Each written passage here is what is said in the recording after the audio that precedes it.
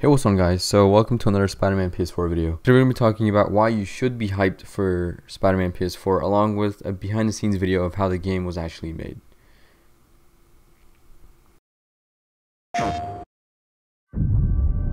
The greatest thing about working on a Spider-Man game is that you're working on a Spider-Man game.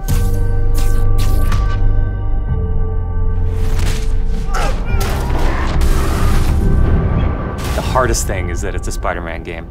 We really care about storytelling here at Insomniac.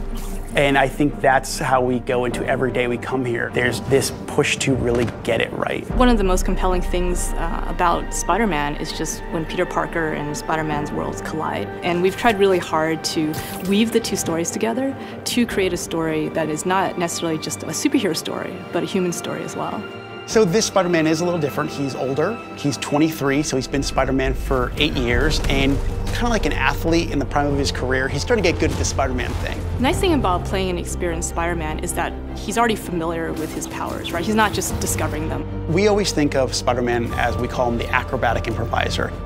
He's looking for not only how he can take advantage of the way the enemies are positioned, but what around him. Could he use this object to grab with his webs and throw it at an enemy? We want people to not only see the enemies in front of them, but the environment around to take advantage of both of them.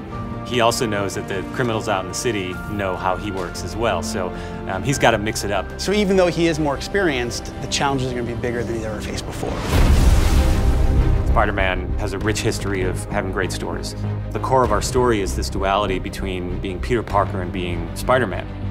What's cool about Mr. Negative is that he also has a duality. He's got his positive side as Martin Lee, who runs the homeless shelters in the city, but he also has his negative side.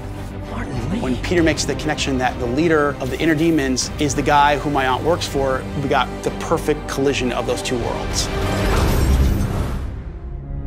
So many people have their own vision of what Spider-Man should look like, what he should sound like, and in the end, we just have to put a new and fresh twist on who he is. And for us, it's really, really important to deliver those big spectacle moments, those near impossible scenarios that only someone like Spider-Man can survive, and put you in that action. You got this, you got this, you got this! We understand what this character means to people in here, and we're making this game with a lot of heart, and we're going to do whatever it takes to give people the ultimate Spider-Man experience, the game that they've been waiting for.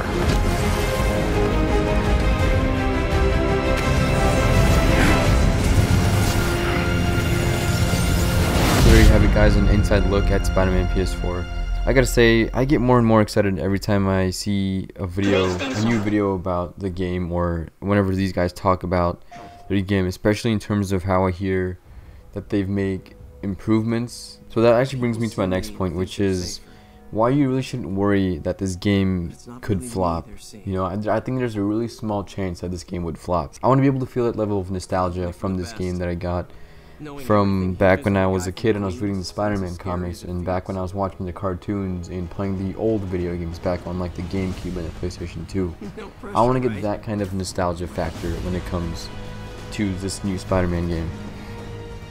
And from the gameplay that we've seen, and from this overall look of the game and the story, we're definitely getting some sort of nostalgia vibe. You know, it's not the same exact kind that I'm getting when I think about the old days when I used to read those comics and play those games.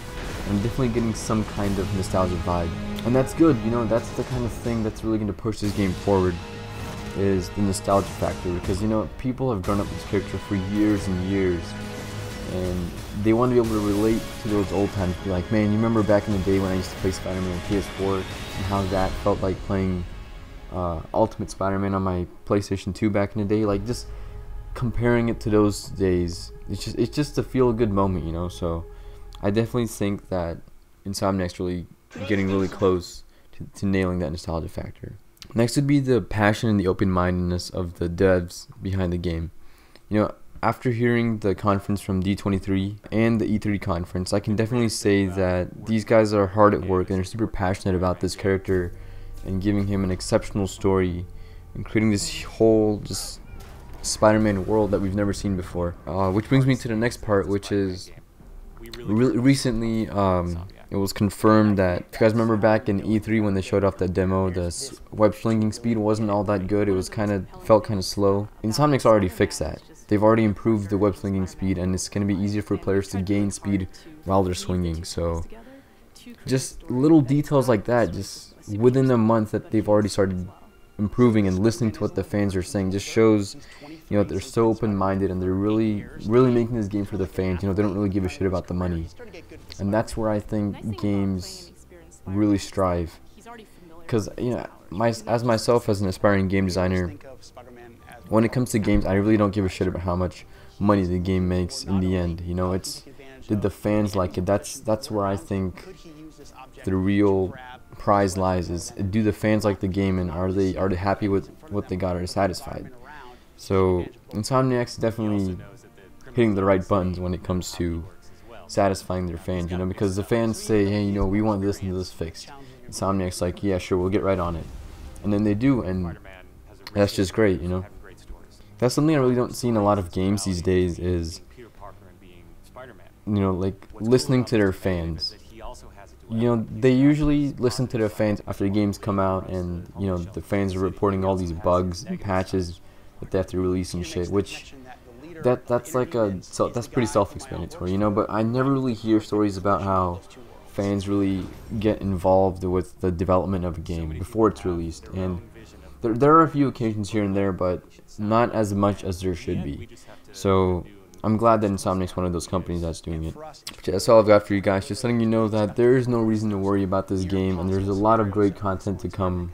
And I'm sure we'll be getting some more, you know, trailers and gameplay sometime later this year. Hopefully, I doubt we'll get anything new at Gamescom. Maybe like another small trailer or some kind of like announcement.